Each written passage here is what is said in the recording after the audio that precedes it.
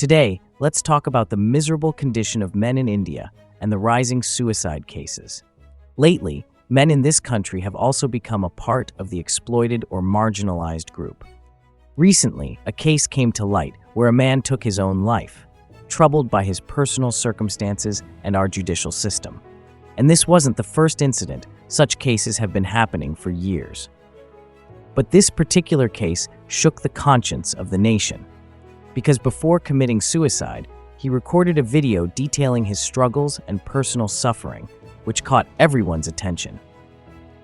The way he explained his ordeal in detail left everyone shocked. Especially, the way our judicial system failed him in delivering justice sparked a new debate in the country, whether the laws made to protect women's rights are biased and whether women are misusing them to exploit and harass their husbands.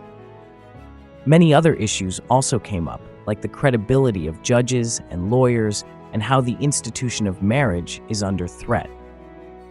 You must have heard many discussions related to such cases, but one thing that caught my attention, and the reason I'm making this video, is this. The way he explained the details of his case with such clarity and calmness was not an ordinary thing. And the way he described the flaws and corrupt nature of our judicial system made everyone feel one thing: how tragic it is that such a bright and intelligent person was forced to take this step. There was also a lot of discussion about the need for gender-neutral laws in this country and the shortcomings of our judicial system. But as I always say, this irrational and illogical society understands things the same way their mental state is, completely broken. And the reason for this is that the standard of wisdom in this society is baseless. This is a very important point, so listen carefully. The kind of relationships and marriages happening in our society today would scare any sensible person.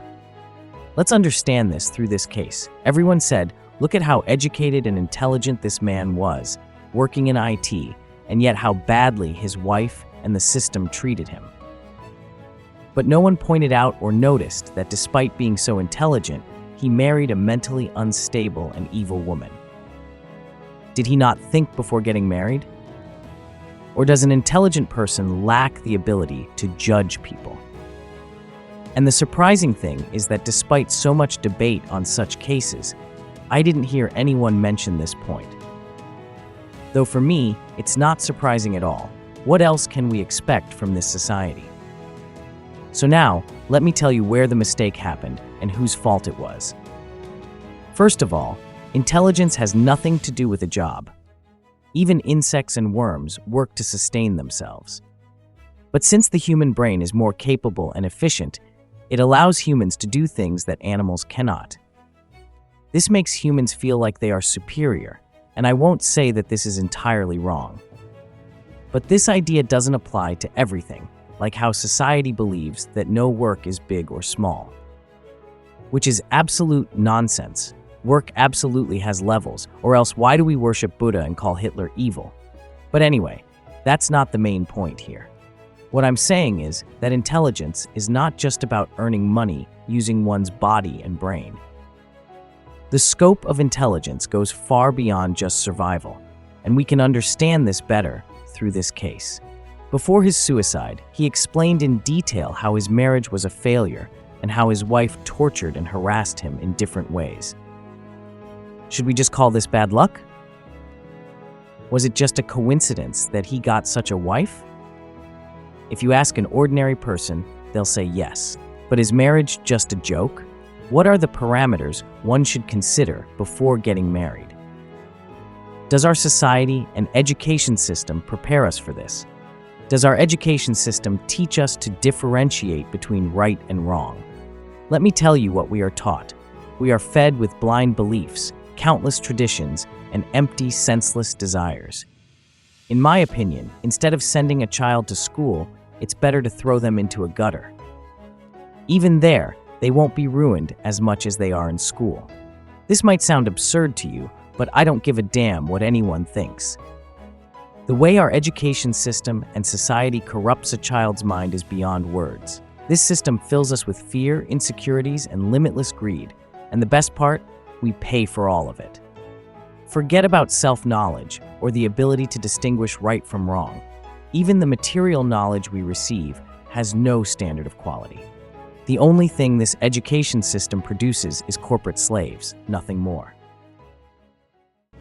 If this man had been taught in school what a good person is, how to become one, and how to identify one, he would never have had to take this step. Before marrying that woman, did he ever ask her about her philosophy, ideology, or political and ethical views? Do any of us consider these things before making such a major life decision? Let me tell you what people actually look for: caste, religion, money, and most importantly, a free supply of sex. The kind of behavior his wife displayed after marriage, as he described in his video, whether it tells us anything about her or not, but it certainly tells us one thing about him. He cannot be called intelligent by any means. If he couldn't recognize the nature of a woman capable of such disgusting acts before marrying her, then he was never truly wise. The years he spent studying for his IT job, if he had put even 1/100th of that effort into acquiring self-knowledge, this would never have happened. And this is a collective failure, his parents, and society's. The way we form relationships, even animals would look at us and think, "Thank God we weren't born as humans." The level of sexual repression in our society is beyond limits. In the name of culture and traditions, which we barely even understand, we create endless mental problems for ourselves. And then we say that Westerners have no values and are shameless. This society never teaches us about self-knowledge or philosophy, so of course, stress and conflict are inevitable. If people had ever even touched a single book from their religion, they would understand the importance of wisdom and knowledge. But unfortunately, the very land where the deepest philosophy in the world emerged is now filled with frauds and blind believers. These hollow traditions have ruined our youth, and now they are only capable of sitting in Bangalore, writing code for undershirts and the meat industry. They understand nothing about relationships, nothing about their jobs, nothing about right or wrong. And taking advantage of this, any random lowlife becomes an influencer on YouTube and Instagram, feeding them nonsense. But in spite all of this, still, India's great, right? Thanks and share if you find this valuable.